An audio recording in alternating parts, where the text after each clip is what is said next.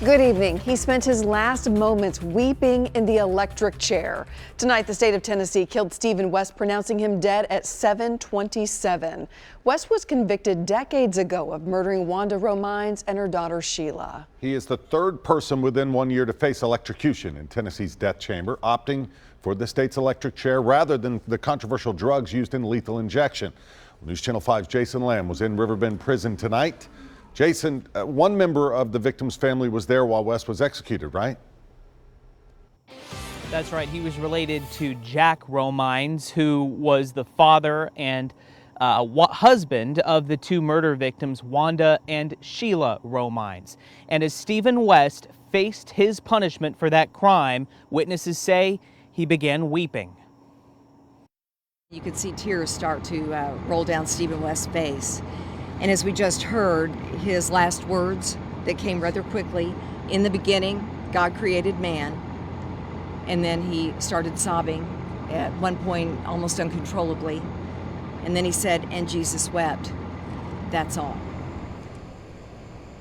It was at that point that the guards strapped on the helmet and put a cloth shroud over Stephen West's face, where some witnesses said they heard what they thought was continued sobbing right before the warden gave the signal at 7:19 to send two jolts of 1,750 volts through West's body. Witnesses say he rose up in the chair, clenched his fists, and slumped back down. Tonight, a spokesperson for the Department of Correction read a statement from Eddie Campbell to speak for the victim's family.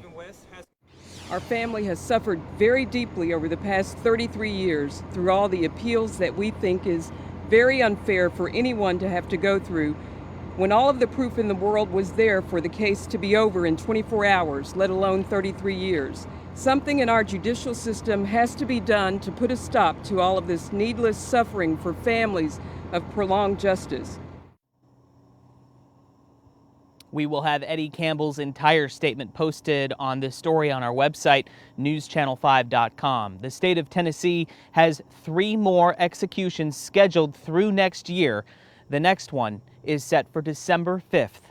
Live in Nashville tonight, Jason Lamb, News Channel 5.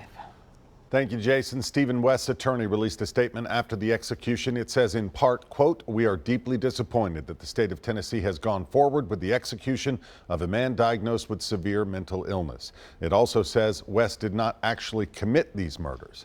You can read the full statement on newschannel5.com.